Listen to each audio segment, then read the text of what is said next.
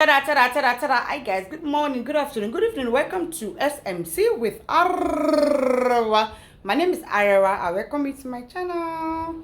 If you are new, kindly click on that subscribe button and don't forget to on your notification bell so you can get notified whenever I drop a new video, so you can come and check it out. Also, this is a Yoruba and English channel, so méjèèjì ni mo máa ń sọ papọ̀ ní ibi báyìí. Thank you once again, guys, for joining me. Thank you for your love. Thank you for coming back to this channel. I really appreciate every single one of you. Compliment of the season. Merry Christmas in advance, and Happy New Year in advance as well. Lágbára Elédùmarè gbogbo wa àṣàmọdún akúpalẹ̀mọ́ ọdún abáwọ láyọ̀ nínú owó pàlálàáfíà tọmọtọmọ tẹbí tará tọkọtẹyàwó lágbára Elédùmarè lágbára ilẹ̀ tó mọ́ lẹ́ni. Thank you once again. Let's get into it. Gbogbo ẹ̀yin obìnrin tí ẹni fibroid, ẹ̀yin ni mo jáde wá fún lónìí.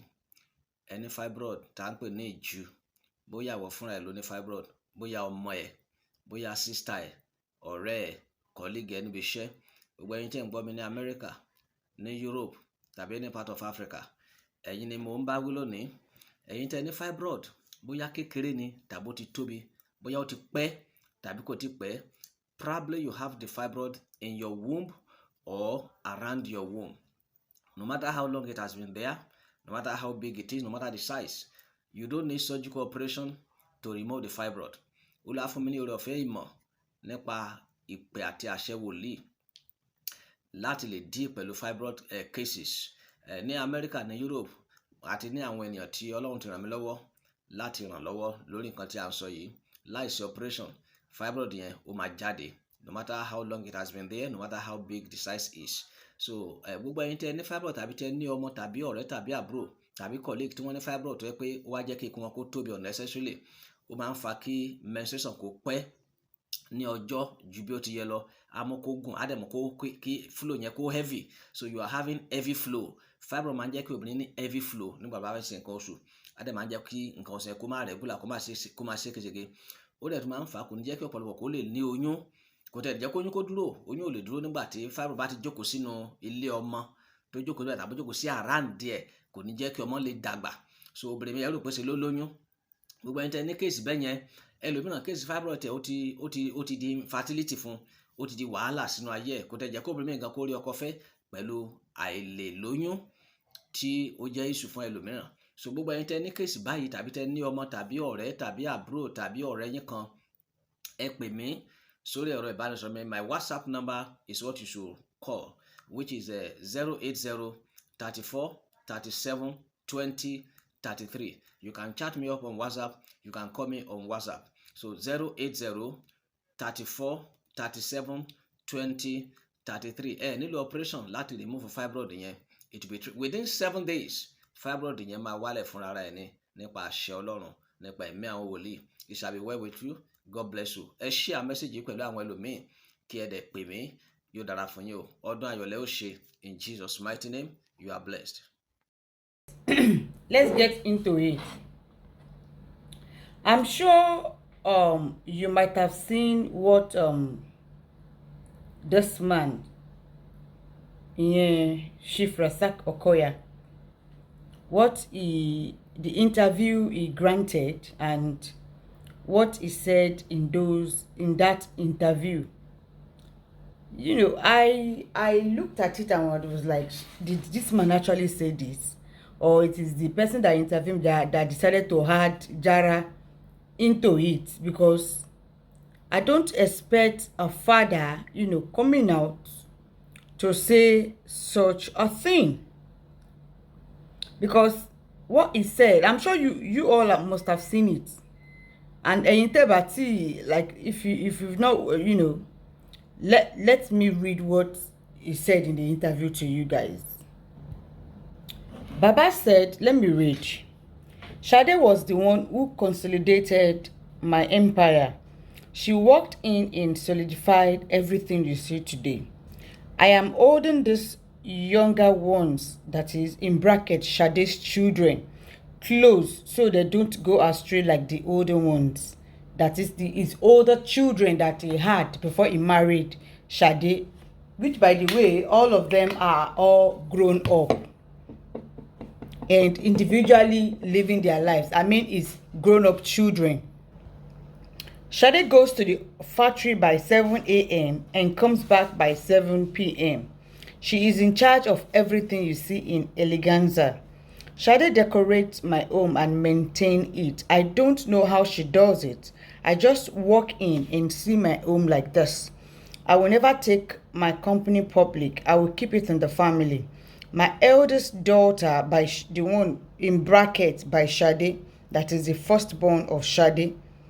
Don't forget, they have 4 children together, 2 boys and 2 girls. And honestly speaking, those children are like the replica of their father. In fact, Abijo and Lagbara. Although we've known Chief Rasak Okoya, even his grown-up kids, they all, look like him very, very much. Although we are in the 21st century, gone are those days, in the olden days, whereby if a child looks like you or something like that, that means the child is actually yours. Well, with the invent of DNA, we found out that statistics is actually not true. Just because a child looks like you does not mean you are the father of that child. I mean, it has happened severally. It has happened several times that a child will look like you, and when you go do the DNA, I mean, it will come back 100% negative, and that child looks like your photocopy. But then you do the DNA and they'll tell you the child is not yours. So let's go on. She's schooling in Europe, but me and Shade bring her to Nigeria to come and know how the business works so she can take over. I hope she will not make a mistake like other children. Other children, it means is other grown-up kids. I am teaching my children, in bracket by Shade, is basically spoke about Shade's and Shade's children that I bought for him in this interview. So I am, when I say I'm teaching my children, it means Shade's children, not all his children in particular. He's just talking about the 4 children that Shade had for him. I'm teaching my children experience and skill. Handwork, engineering, carpentry is a very valuable skill. I need them more in my company, and even more than accountant. Technology can do that, but man needs to still man machine. I am teaching my children that they will take over from me in Shade. I have properties all over Nigeria, but the market is getting saturated now. Yeah, sure. Many people are in it. The young salary earners cannot afford homes now. I sell most of them to put in the factory. I hope my children, in bracket Shade's children, will manage them better when they are done with school. I am learning technology now, but I have left most of it to my children. I like them around me. They teach me a lot of things. My children with Shade are smart. I have been married to Shade for 20 years. She gave me 4 beautiful children. They are good children. They are not like the rest. I mean, how can... That is what Baba said in that interview. When I read the interview, even though I was still in my birthday mood, that I've just been away for like 4 days, for my birthday that is on the 16th. So I decided to just give myself a little rest and, stuff like that. Which once again, I am sorry for, for late coming, for, not coming online for like 4 days. I know you all miss me and I really appreciate you guys, especially the ones they call me daily, message me daily, Arewa, where are you now, Arewa, this and that. Now honestly, everyone knows I don't take you all to be a joke. Like, I really place you all in high regard, and I'm really, really grateful that for me to be on your mind and to check up on me, it really means a lot. You don't do that to someone you don't like. In all, heaven knows I appreciate everybody, all of you. Thank you. And even the ones that didn't bother to check up on me or call me, but still, in their mind, they are still, worried about me and stuff like that. I appreciate that as well. When I saw that, I was like, how can a man, a polygamous man, say such a thing out? This man is basically, laying the foundation of a lot of sibling rivalry and fighting when he dies, unless he has a will. And with the way he's speaking, I'm sure that is what he has put, that must have been or would be what he will put in his will. I mean, when he goes, his case is going to more or less be like Alaafin for you if care is not taken. When Alaafin died, all his children, everything turned into black and everything just scattered. Everything just what? Everything scattered. The children of this wife were not, supporting the children of the other wives and stuff. If you're polygamous in this 21st century, I believe you need to unite all your children together. Do not be rating this one over this one. Even though maybe this one had made a mistake in the past, you don't need to rate the younger brother or the younger sister above your older children. I mean, this is going to cause a lot of problem between those siblings later in the future. I mean, even if you have these stuffs in mind, I don't think you need to say that out in an interview that the whole world is going to see, and internet never forget. Torí wọ́n ní wípé àgbà ọ̀rọ̀ máa ń mì nínú àgbà ni, like àgbà ò kì í fi gbogbo ẹnu sọ gbogbo ọ̀rọ̀ tó ọ̀rọ̀ máa ń mì nínú àgbà ni. Àgbàlagbà is 83 years old. Àgbàlagbà ò kì í sọ ọ̀rọ̀ lásọtán tó tó yìí. Ó máa ní àwọn ọ̀rọ̀ tí àgbàlagbà máa gbé mì, I am surprised that he said, although I'm not going to deny the influence of Sade Okoya in his life, in his business, in his family. Sade really tried and turned things around in the company of her husband. She's quite very hardworking and all of that. I'm going to give her kudos for that.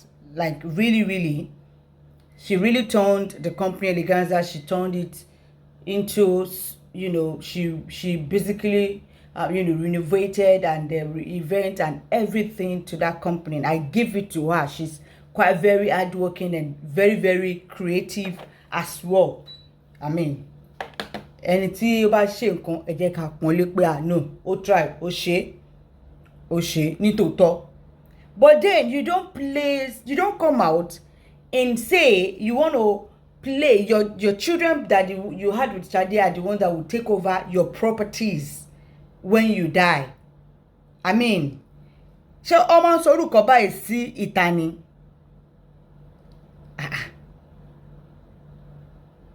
I don't understand. It should have just kept all these things to himself instead of disclosing his mind to the rest of his family at this time. It's very dangerous to everyone, especially Sade and her children. How do you, I don't understand. How does the older ones go astray? Was it not part of their problems of those older children going astray? Truly, wisdom is a principal thing, Because with what he said, this man has literally, destroyed and distorted the family. The family is going to, he has already destroyed his family after a demise. This is quite very, I still don't understand why he will say all that he will say all that. because Shade managed the business well and everything like that. But then, you don't say all these things. You don't come out and say all these things to the whole wide world. Like, who does that? Meanwhile, the praises that Baba gave Shade to is way too much, because to say the truth, Shade did not really make Okoya, not the company now. She didn't really make him grow financially. He was a billionaire, and that was the number one reason why she agreed to marry him, despite the almost 35 years gap between them. He was a billionaire before Shade married him. So exactly how the older children fucked up or destroyed the business. Meanwhile, you were literally a billionaire before you married Shade.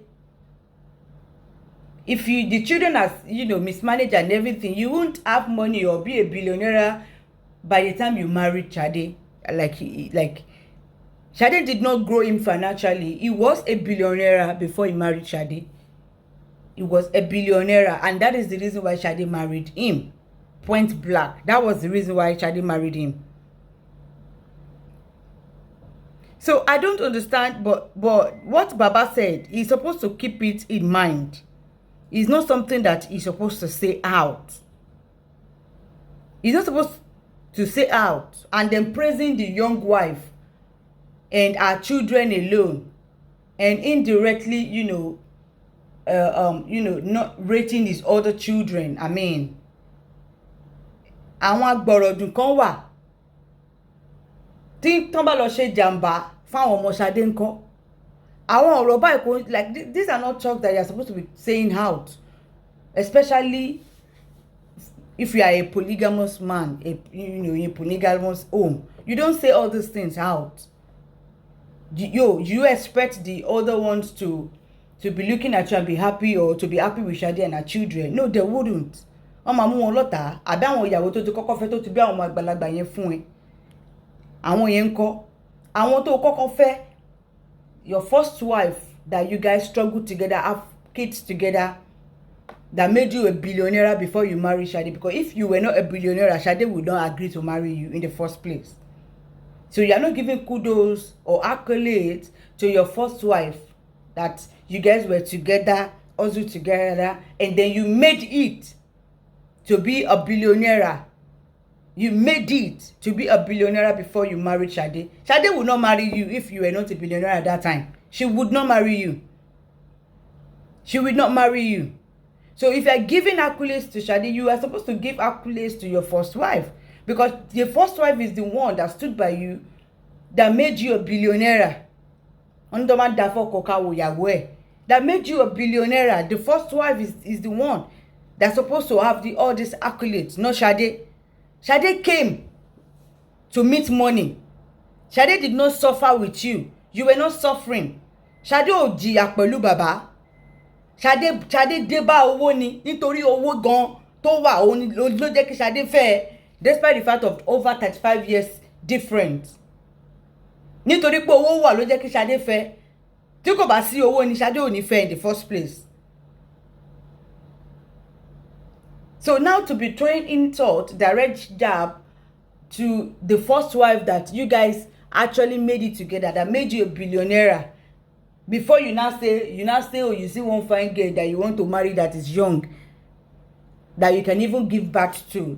Your first child is older than Shade. You were a big man, a billionaire before you married Shade.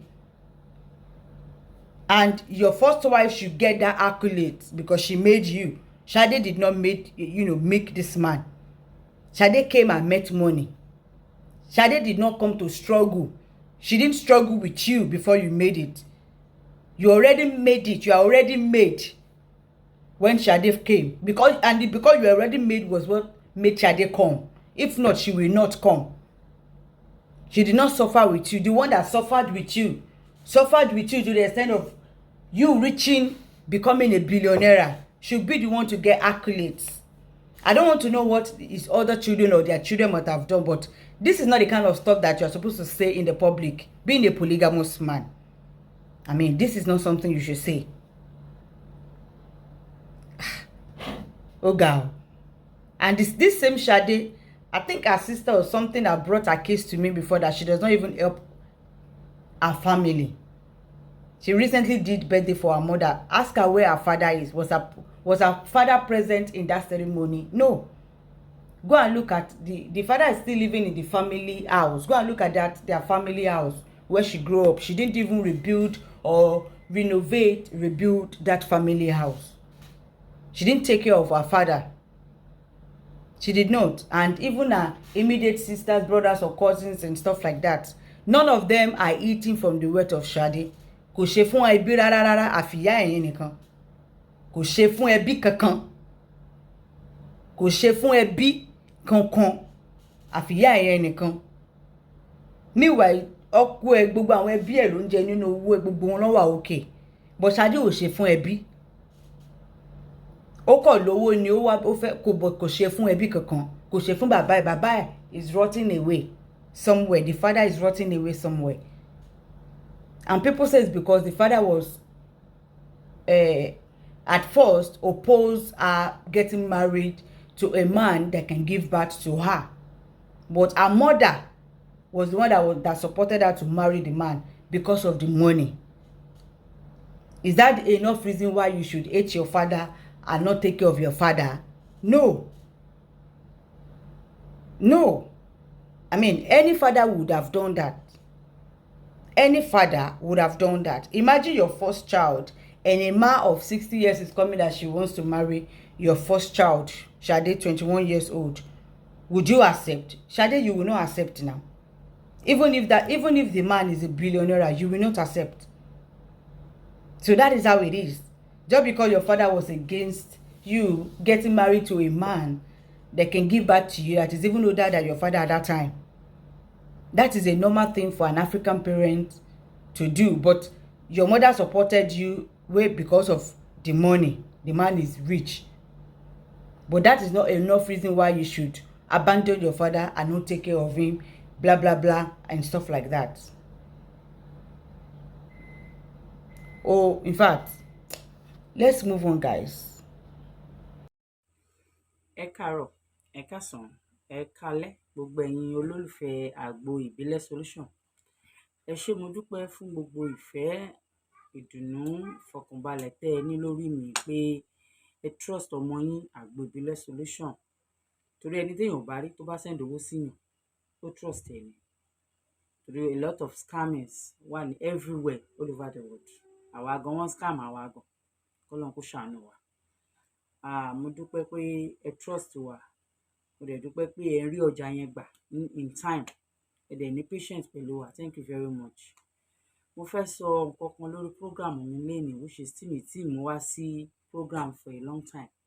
This is the first time I'm going to say it. Ẹni tí ó bá fẹ́ ra nǹkan ní Nàìjíríà tó ń wá ẹni tó máa help wọn, tó bá fẹ́ bá wọn ra nǹkan, we charge on it, but a máa bá yín get anything tẹ́ bá fẹ́ get fún àwọn olólùfẹ́ yín tẹ́ ní Nàìjíríà. A bá yín deliver fẹ́ nìyẹn. Tẹ́ bá nífẹ̀ẹ́ sí, ẹ kàn sí àgbo ìbílẹ̀ solution. A máa bá yín get it anytime, any day. And then a tún ní another one tó jẹ́ pé ẹni tó bá dé tí ò rẹ́ni sóúnjẹ àbí wọ́n fẹ́ sóúnjẹ àbí wọ́n need èèyàn tó máa ṣe package of different food fún wọn. Tẹ́ bá need ẹ pa àgbo ìbílẹ̀ solution àwa ká pé fún yín anytime, any day fún yín. Àwa fún yín ni. Ẹ ṣáà pè wá. Àwa ready fún yín. A bá yín deliver any portion tẹ́ bá fẹ́, quantity tẹ́ bá ti fẹ́, màá bá yín ṣe. So ẹ jọ̀ọ́ ẹ má jìnnà sí wa. Ẹ try láti pè wá lórí aago 07063559591 07063559591. Ẹ jọ̀ọ́ gbogbo ẹ̀yin olólùfẹ́ mi lókè òkun àti Nàìjíríà, mo dúpẹ́ lọ́wọ́ yín. Ẹ jọ̀ọ́ keep on supporting àgbo ìbílẹ̀ solution. Thank you so much. Ẹ kú àlàjá ọdún, èmi á ṣe púpọ̀ ẹ̀. A máa ṣe 2023/2024 ní ayọ̀ àti àlàáfíà. Ẹ èmi wá rí 2024 in Jesus name, amen. Ẹ ṣé mo dúpẹ́. Mo tún wá sórí ètò mi àgbo ìbílẹ̀. Ẹ máa rí show mi ní ọ̀dọ̀ SMC Arẹwà inside YouTube. Tẹ bá lọ sórí YouTube ẹ máa rí SMC Arẹwà lórí YouTube, ibẹ̀ lẹ máa ti rí àgbo ìbílẹ̀ solution. A tún wá polówó àgbo wa, àgbo arthritis, àgbo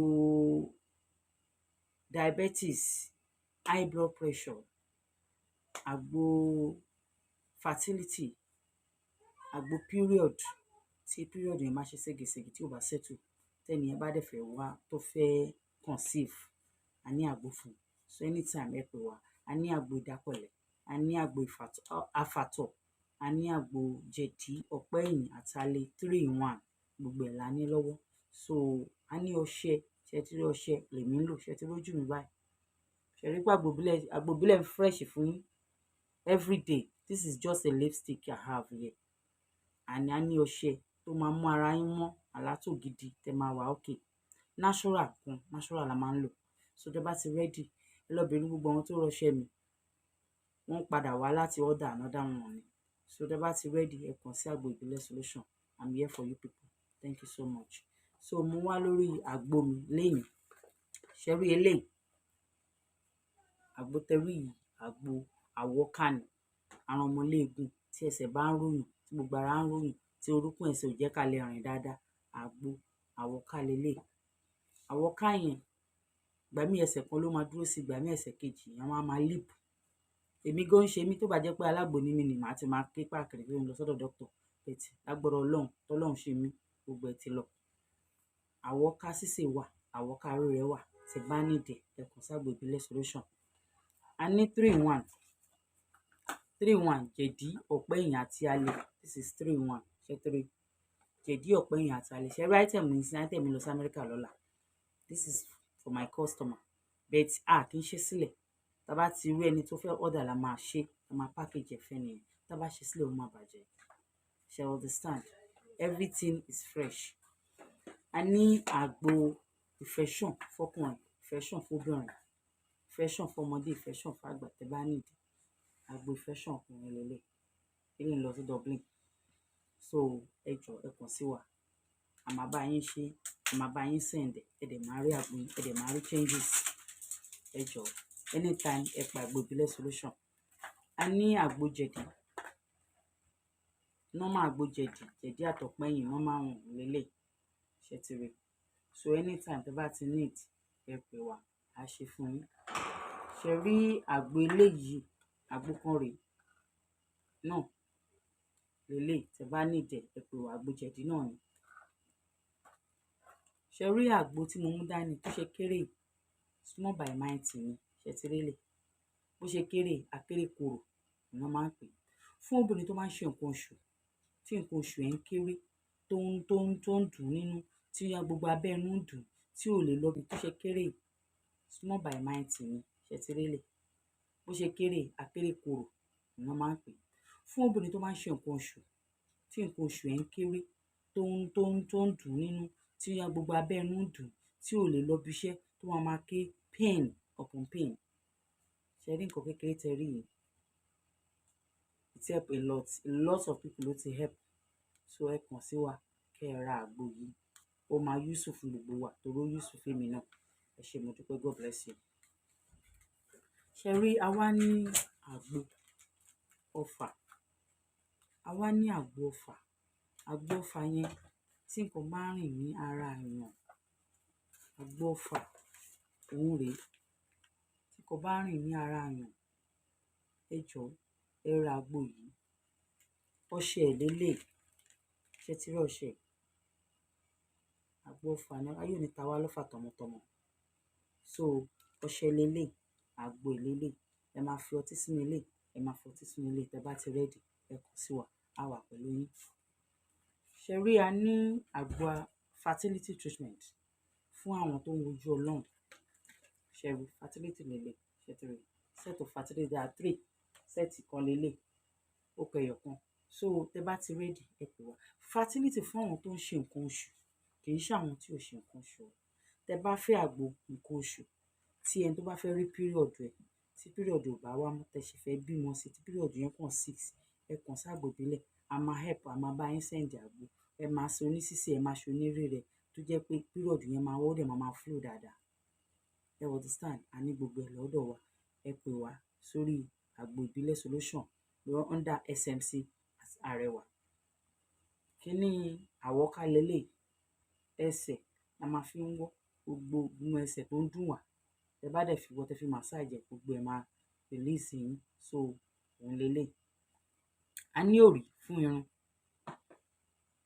òrí rè fún irun shea butter tàti miss everything tá fẹ́ miss mọ́ irun anti breaking ni o irun yẹn ń jẹ wájú ni o ọ̀la kì í ṣọ̀rọ̀ ẹnu ẹ lò gbogbo ẹ̀ máa jáde síta ni àwọn tó ti rà wọ́n sì ń béèrè sí ọṣẹ ṣe ti rójú mi skin yẹn ń glow ni o a ní ọṣẹ wá rọṣẹ wá o natural soap ni o ṣe ti rí this is 1 litre natural soap òun ni kẹ wá rà ṣe ti rí anytime any day you call us we are here thank you so much we love you so much I love all my fans we love you so much a ní sweetener beet sweetener honey sweetener candy sweet a ní powder any sweetener tẹ́ bá fẹ́ tó bá yẹ pé talábẹ́ ni a ní tó bá jẹ́ pé tightening ni a ní àdódùn oríṣiríṣi tí dáàdi wọ̀ ní fi lọ wò ta ẹ̀yin náà gbogbo ẹ̀yin tẹ́ wà lọ́hùn ẹ máa lo bíìdì tẹ́ bá lo bíìdì sí ti tẹ́ bá ṣèkì ẹ̀ nǹkan dáàdi wa náà á lè dìde á lè sí yín inú wọn náà á dùn sí yín wọn wà happy ẹ̀yin náà wà happy kò dáa ẹ kò máa gbára dúró ẹ̀yin náà aṣara gbérégbé ẹ fi wọ́n lẹ̀ bẹ́ẹ̀ kọ́ máa ṣiṣẹ́ àwọn kan náà ní iṣẹ́ ẹ jẹ́ ká jọ ṣe o kó lè ṣeé ṣe fún wa so tẹ́ bá fẹ́ ní sweetener ẹ kàn sí wa àbá yín ṣe àbá yín send ẹ̀ sí ẹ̀yin olólùfẹ́ àgbo ìbílẹ̀ thank you so much I really appreciate you people ẹ kàn sí anything tẹ́ bá ní ẹ kàn sí mi àgbo ìbílẹ̀ bí ṣe wà mí nílò ju anything wẹ̀ tẹ́ bá fẹ́ send mi màá lọ fún yín ẹ ṣáà pé àgbo ìbílẹ̀ solution lọ́ndà SMC Arẹwà lórí YouTube ẹ kàn sí wa mo wà fún yín ẹ pè mí lóru má dìde bẹ́ẹ̀ pè mí lálẹ́ má dìde bẹ́ẹ̀ pè mí láàárọ̀ má dìde I'm here for you guys thank you so much I really appreciate you people thank you so much mo dúpẹ́ mo ẹ wo kúnẹ̀ mi rè ẹ ṣé mo dúpẹ́ thank you so much I really appreciate you that you people trust me a lot and sending me message and buy market from me thank you so much God bless you I love you Merry Christmas in advance thank you so much God bless you all.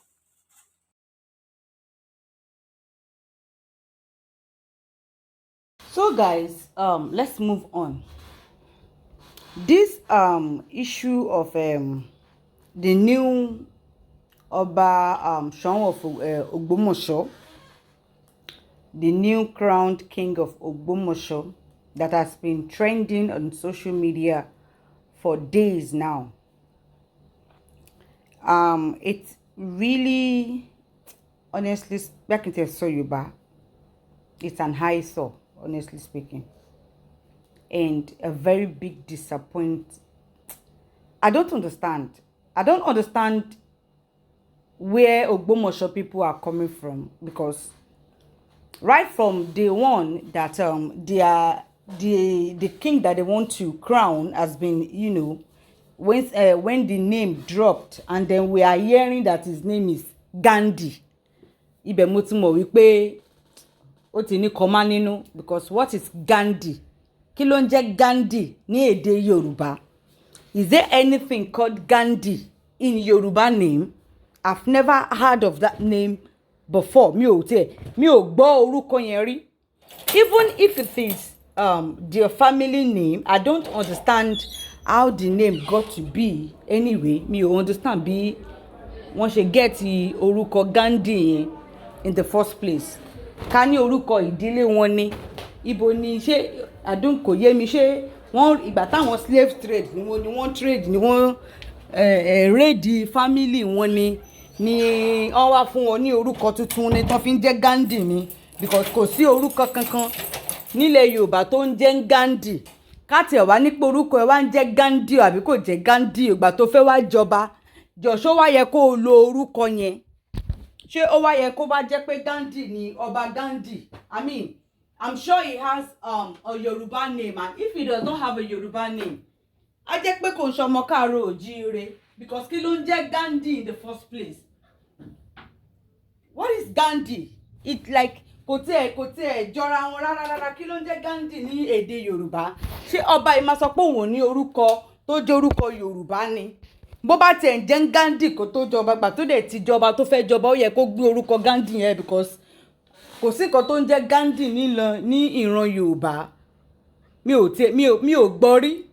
But then mi ò mọ báwọn Ògbómọ̀ṣọ́ ṣe select ọba wọn, bóyá Ifá ló mú Gandhi o àbí ìdílé wọn ló kàn àwọn ohun dẹ̀nu àwọn ìdílé wọn ni ruling house tó kàn, bóyá òun ni àwọn ẹbí ruling house tó kàn, bóyá òun ni wọ́n fà á lẹ̀ fáwọn afọbajẹ láti dé ládé, because kò yé mi o tó ṣe wá jẹ́ pé ẹni tó ń pè ní Gandhi òun ló wá ń jẹ ọba ní Ògbómọ̀ṣọ́. And Ọba Gandhi Olaoye, and as we were told that he was a redeemed pastor in United Kingdom, in USA rather. He was a pastor, wọ́n ní pastor ní redeem ní USA kó tó wá sí Naija wá jẹ ọba. Bóyá ìgbà nítorí ẹ̀ ló ṣe gbé Thanksgiving ní lọ sí church. Kò sí láàfin inú ẹ̀ tí ọba bá gbé Thanksgiving gbà tó dórí àléfà tó bá lọ ṣe Thanksgiving ní church, fine, àbí tó bá jẹ́ mosque, kò sí nǹkan tí ó burú ní inú ẹ̀. Ṣùgbọ́n kí odidi ọba tí wọ́n ti dí adé fún, odidi ọba Ògbómọ̀ṣọ́, kó wá kúnlẹ̀ ní gbangba lójú gbogbo àgbálá ayé, kó wá kúnlẹ̀ sí iwájú pásítọ̀.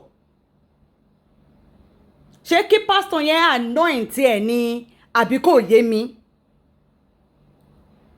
If you want to be a pastor and live the traditional stew.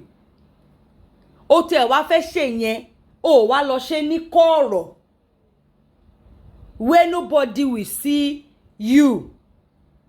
If you want Pastor Adeboye to anoint you as a redeemed pastor that you were before you became king, why didn't you do that, privately?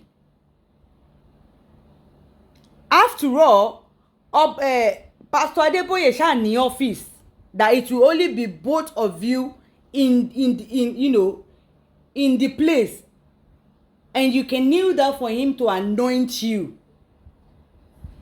which is even not supposed to be for a crowned king to be going to a pastor for a pastor to crown him, because he was a Christian before he became king. Ṣé pastor òun ló dí aládé ni? Ṣé Adébóyè ló dí aládé ni? Ṣé ọba Gandhi yìí tí wọ́n ṣe ìpèbí, tí wọ́n lọ ìpèbí ṣá? Ṣé wọ́n lọ ìpèbí ṣá? Because traditional stew, it has nothing to do with Christianity or Islam. It is called ìṣẹ̀ṣe. Kò sí nǹkan tó ń jẹ́ wípé o wà lórí àpèrè, o wá identify pé Muslim ní àbí Christian ní ẹ, kò sáyè fún nǹkan tó jọ bẹ́ẹ̀. Tó o bá fẹ́ jẹ́ Mùsùlùmí àbí Christian, má dé adé rárá. O lè dé adé tán tó dé pé o wá sọ pé Christian ní ẹ kó wá máa lọ ṣọ́ọ̀ṣì ní every Sunday tó o dẹ̀ ti dádé. Kò sí nǹkan tó jọ. Kò sí nǹkan tó jọ. Dẹ̀ fi orí àpèrè lẹ̀ kẹ́ follow religion yín. You cannot eat your cake and have it. You cannot eat your cake and have it. If your belief is gbogbo ìpèbí, gbogbo everything, gbogbo yẹn dé aládé tí ò bọ̀ tẹ́ ẹ lọ́rùn, tí ò tí complete fún ọ̀hún títí Adébóyè tó bá anoint ẹ gẹ́gẹ́ bó ṣe jẹ́ redeem pastor tẹ́lẹ̀ rí. Kí ló dé tó yóò lè invite pastor Adébóyè kó wá sí palace ẹ, kó anoint ẹ bẹ̀ tí ojú kankan tó jẹ́ pé èèyàn kankan ò ní rí yín. àbí kí ó lọ anoint kó lọ ọ́fíìsì Adébóyè kó lọ anoint ẹ̀ nínú ọ́fíìsì nǹkan tó jẹ́ pé ìméjèèjì nìkan lè máa wà ń bẹ̀ tí ò ní sí kámẹ́rà tí ò ní sí fídíò tí ò ní sí gbogbo eléyìí tá à ń rí yìí. Because I don't understand how this king àbí ìgbà tó lọ ṣe ìpèbí wọn ò ka gbogbo àwọn èèwọ̀ wọn ò ka oríṣiríṣi èèwọ̀ fún ọba Gandhi yẹn ni ṣé mọ̀ pé wọ́n ní Amẹ́ríkà ni wọ́n ń gbé kí wọ́n tó fà wọ́n wá sílé kó wá jọba bọ̀gbà tán dẹ̀ ti dé yẹn tán bá tiẹ̀ màṣà tán bá mọ ìṣe ṣé wọn ò ṣe ìpèbí wọn ò kọ́ wọn láṣà wọn ò kọ́ wọn níṣe ní gbogbo ìpèbí tí wọ́n ṣe fún ọba Gandhi yìí ni ṣé mọ̀ pé àwọn ìlòmíì wà láàbúrò tẹ́ pé wọ́n wà naive about the traditional stews and everything that has to do with it. They are not fluent in Yoruba cultures and stuff like that, being that they have always lived their life in the Western world, which is fine. Wọ́n lè pè é wálé kó wá jọba kò sí nǹkan tó kò sí láàfin inú ẹ̀ but nínú ìpèbí tó máa ṣe yẹn wàá ṣèpèbí bí oṣù kan àbí oṣù méjì àbí oṣù mẹ́ta ó kéré jù ó yẹ kí ọba ṣe ìpèbí ní oṣù mẹ́ta nínú ìpèbí yẹn ni wọ́n ti máa ṣe oríṣiríṣi ètò èyí tó bá jẹ ọbọ èyí tó bá jẹ ètùtù oríṣiríṣi ètùtù gbogbo ẹ̀ lọ́mọ máa ṣe fún ọba yẹn kí wọ́n tó dé e ládé inú ìpèbí yẹn náà ni wọ́n ti máa rọ́tàn fún ìtàn àwọn ńlá bàbá ẹ̀ ìtàn ìtẹ́ tó fẹ́ jókòó sí. During that ìpèbí is when they will lecture you about the stew that you are about to sit upon, about the stool of your forefathers that you are about to sit on. Inú ìpèbí yẹn ni wọ́n ti máa ṣàlàyé ìtẹ́ àwọn baba ńlá ẹ̀ tó fẹ́ jókòó sí ìtàn tó rọ̀ mọ́. Ibẹ̀ náà ti máa rọ́tàn fún ẹ. Náà ti máa kọ oríṣiríṣi àwọn àṣà àti ìṣe. Ibẹ̀ náà ni wọ́n ti máa sọ gbogbo ẹ̀ fún ẹ. Ó kéré jù ó yẹ kí ọba tó fẹ́ jẹ kó lo oṣù mẹ́ta nípèbí. Ọba ẹ̀mí ń lò ju oṣù 6 months lọ.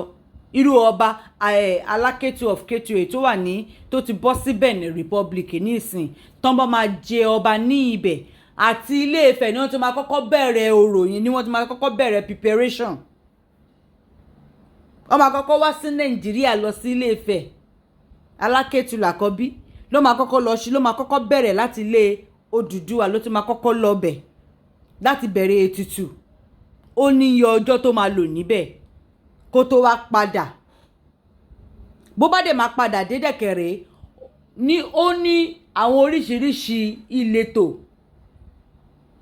ojúbọ tó jẹ́ wípé eléyìí o ètò eléyìí o bóyá ilé Era òun ni first tó máa kọ́kọ́ dé sí ó máa lo oṣù mẹ́ta ń bẹ̀ ibẹ̀ náà tó máa tẹfá fún ibẹ̀ ní Ifá sì máa sọ bí ìgbà ẹ̀ ṣe fẹ́ rí ibẹ̀ ni odù Ifá ẹ̀ máa ti jáde ibẹ̀ orúkọ tó máa mú ti máa jáde á lo oṣù mẹ́ta níbẹ̀ tó bá tún ṣe tán níbẹ̀ yẹn á tún múùfù lọ sí ànádá ìlera pé ìyá àbúlò community ti gbàgbé ó kéré jù á lo oṣù mẹ́ta náà ní ibẹ̀ yẹn tí wọ́n náà bẹ̀ mí gan lo oṣù mẹ́fà tó bá kúrò ńbẹ̀ tán á tún lọ sí ànádá wọn ṣe Era ni á tún lò bíi a month níbẹ̀ náà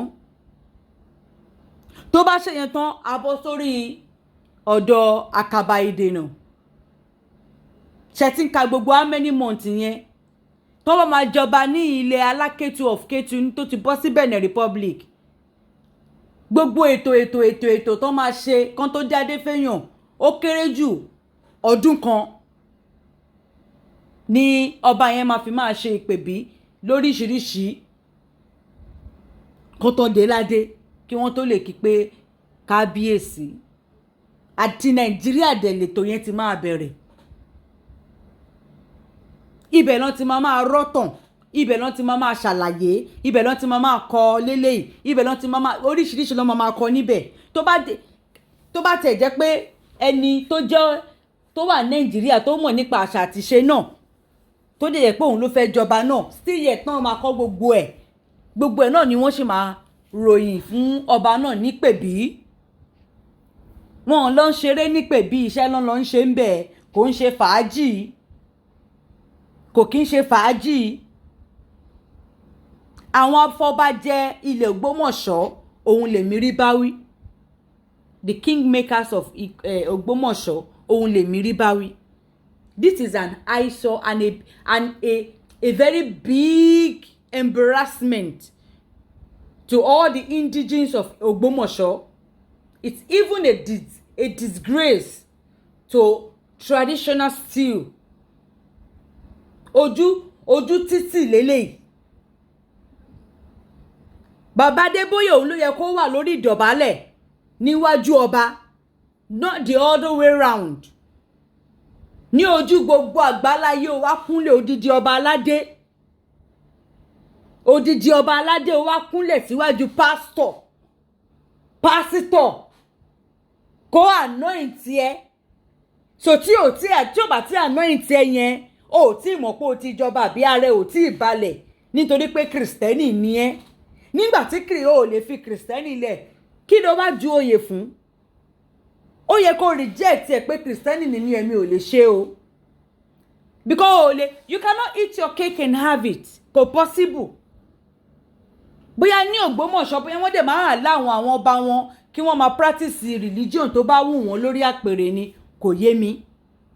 But tí nǹkan báyìí bá tiẹ̀ fẹ́ ṣẹlẹ̀ pé ọba yìí ó fẹ́ kí Adébóyè Pastor Adébóyè kí wọ́n anoint òun, ẹ jọ̀ọ́ kí ló dé tí wọ́n lè ṣe in private? Why can't he use initiative to do that in private if that is what he wants? Ṣé mọ̀ pé èyí èwù mi, ètò wù mí òun ẹ̀. Tó bá jẹ́ wípé nǹkan tí ọba yẹn fẹ́ nìyẹn pé kí Pastor Adébóyè kó anoint òun, kí ló dé tí ò ṣe ní kọ̀rọ̀?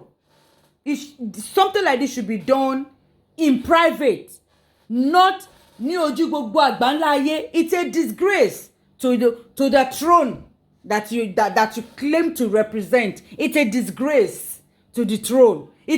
Ọba ìgbé ìtìjú wá fún gbogbo àwọn ọmọ Ògbómọ̀ṣọ́ àbí kí la ti ń pè léyìí. Nígbà tó kúrò lódidi Ògbómọ̀ṣọ́ tó wá s'Èkó nítorí pé ó fẹ́ kí Pastor Adébóyè kó anoint ẹ. Can you imagine that? Ó tiẹ̀ lè sọmọ Adébóyè pé kó wá bá ẹ ní palace. Ó tún wá fẹ́ lọ síbẹ̀ náà nìyẹn, bóyá ó fẹ́ lọ ṣe Thanksgiving, ó dẹ̀ fẹ́ kó anoint ẹ. Jọ̀ọ́ kí ló dé tó lè ṣe in private, Ọba Gandhi? Why are you doing it to the whole world? Or do you think this is something to brag about? What you just did, do you think it's something that you're supposed to brag about?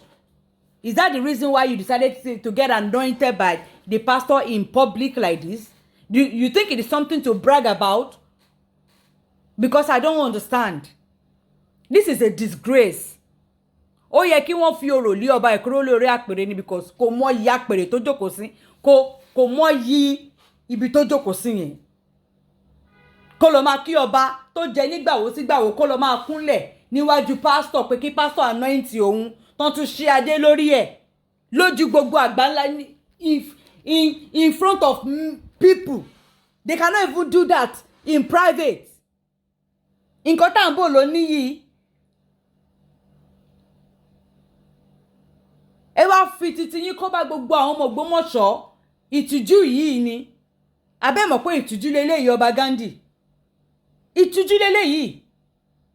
Adébóyè kan ló fi yín jọba. Kò sí kan tó kún Adébóyè pẹ̀lú ọba tó jẹ. Adébóyè kan òun kọ́ ló fi ẹ́ jọba in the first place. Tó bá jẹ́ ọba, tó bá dẹ̀ fẹ́ ṣe ẹ̀sìn ẹ pé ó fẹ́ sin Ọlọ́run, kí ló tó lè ṣe nínú yàrá ẹ? Why can't you practice whatever religion you want to practice inside your room, not in private? Because it goes against the stool that you're sitting on. It goes against it.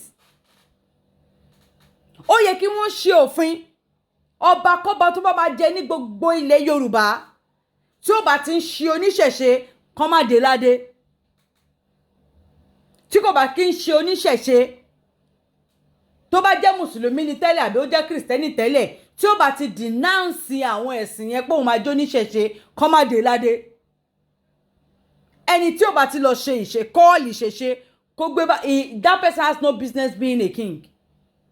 because kingship in Yoruba land, it has nothing to do with Islam or Christianity. Kò ní kankan ṣe pẹ̀lú àwọn méje sheikh kọ́ ìmáàmù kan ló máa dí ẹ ládé, pásítọ̀ àbí wòlíì kan ló máa dí ẹ ládé. Tó bá ti mọ̀ wípé o fẹ́ ṣe ẹ̀sìn, o dẹ̀ fẹ́ jọba, ṣe ẹ̀sìn ẹ nínú yàrá ẹ, má gbé sí gbangba pé òun ṣe ẹ̀sìn o dẹ̀ jọba, má gbé sí gbangba.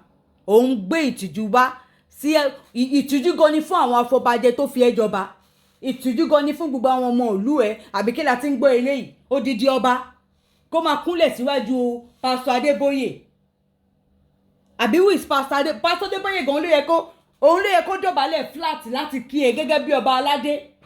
Ṣé bọ́mọ Yorùbá ni pásítọ̀ Adébóyè? Àbí nítorí pé ó jẹ́ pásítọ̀? Being a pastor, is Adeboye's I don't understand, is Adeboye position higher than the position of the king? Ṣé póòsì Adébóyè, má bínú o, ṣé póòsì Adébóyè ẹjọ́ ṣó ju ti ọba lọ ni? Mo fẹ́ béèrè. Ṣé pé kíyàn jẹ́ pastor ṣó ju pé kíyàn jẹ́ ọba lọ ni? Is being a pastor, ṣé pastor ṣé ọ́fíìsì pastor ṣó ju ti ọba aládé lọ ni? Because kò yé mi.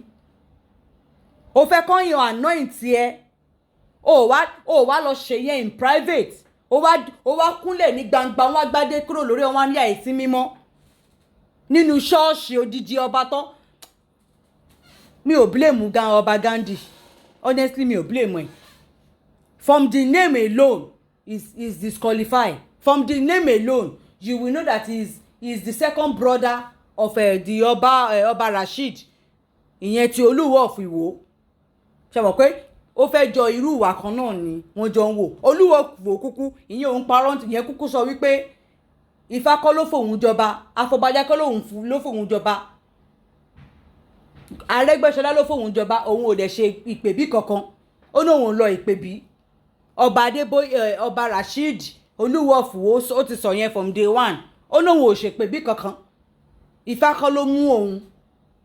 Ọba gọ́vnà Arẹ́gbẹ́ṣọlá òun ló fòun jọba, ìyẹn ò háìdí ẹ̀, òun ò dẹ̀ lọ pèbí kankan. Ṣé mọ̀ pé ojú tì nìyẹn fún àwọn ọmọ ìwò, àwọn afọbajẹ Ìwó. Tẹ́ ẹ dádé fún ẹni tí ò ṣe ìpèbí, ẹ dádé fún ẹni tí Ifá ò mú, ẹ dí adé fún ẹni tí ò ṣe ìpèbí. Àtìgbà náà ni ó ti misbehave lórí àpèrè tó wà yẹn. Gbà tí gbogbo nǹkan tó bá yẹ kí wọ́n ṣe tí wọ́n bá ṣe, ẹ dórí oyè tán, ẹ fẹ́ jọba by force by fire. At the same time ẹ dórí oyè tán, ẹ máa bẹ̀rẹ̀ sí wá máa kó ojú tì, ẹ wá máa fi ẹrẹ̀ máa rẹ́ ọba tí ẹ ṣáà fẹ́ jọba, ẹ fẹ́ jọba. Tán bá wá fi yín jọba náà tán, ẹ wá máa kó ẹrẹ̀ láti máa fi máa yí orí àpèrè yẹn, ẹ máa kó ẹrẹ̀ máa yí orí àpèrè yẹn.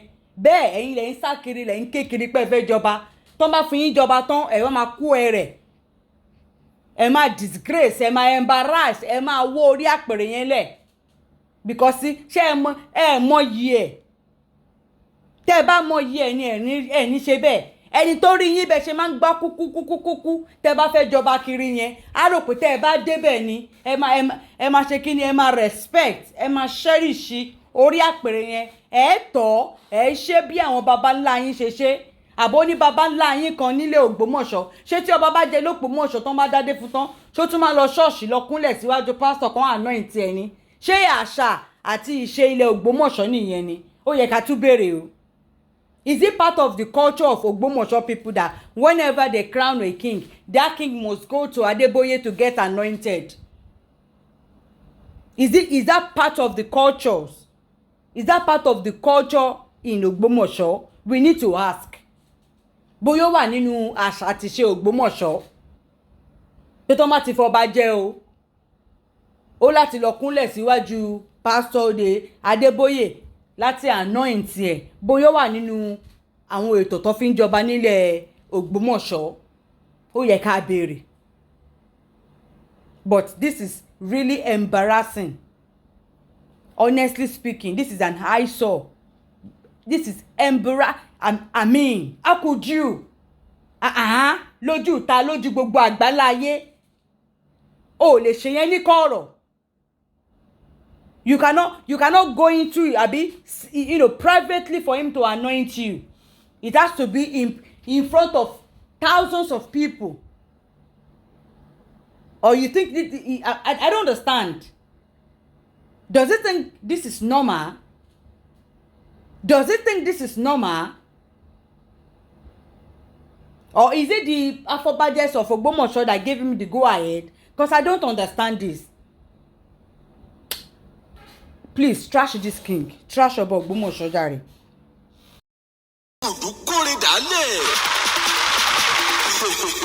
ìrèdè ẹ máa yọ̀ torí ntẹ́ ń wá lọ Sókótó ti wà lápò ṣòkòtò yín. Legacy Food ní gbogbo tó jọmọ́ oúnjẹ ilẹ̀ wa àti tòkè òkun ti bá rọrùn dé. Ọ̀gá ni wọ́n nínú kábániṣètò oúnjẹ ṣé tilẹ̀ wa ni àbí tòkè òkun Continental Foods. Bá a ṣe ń distribute ní Nàìjíríà bẹ́ẹ̀ là ń ṣe káàkiri òkè òkun. Àwọn oúnjẹ aládìídùn tá a ti package bí ẹja gbígbẹ, ọ̀fadà rice, èlùbọ́, gàrí, irú, ẹ̀wà olóyin àtàwọn oríṣiríṣi ohun ìsebẹ̀. Báwo lẹ ṣe fẹ́ sí ní Legacy Foods? Bá a ṣe ń tà á lẹ́jẹ̀wọ̀n láǹfààní tún wà fún àwọn aláràtúntà láti wá kó lọ́pọ̀ yanturu pẹ̀lú owó péréte. Tẹ́sí máa rí èrè lọ́pọ̀lọpọ̀. Dádì, mọ́mì, gbogbo ẹ̀yin ilé ìtajà ìgbàlódé tó jẹ́ ti oúnjẹ. Ẹ má làágùn jìnnà. Ti yín ni láti rán Legacy Food níṣẹ́, á sì jẹ bó ti tó àti bó ti yẹ. Bó sì ṣe àwọn aláṣẹ ìgbàlódé tó jẹ́ ojúlówó lẹ́yìn fẹ́. Legacy Food ní ẹ kàn sí because we are modern and culture service provider. Láti bá wa dòwò pọ̀, ẹ kàn sí Legacy Foods tó wà ní Nàìjíríà.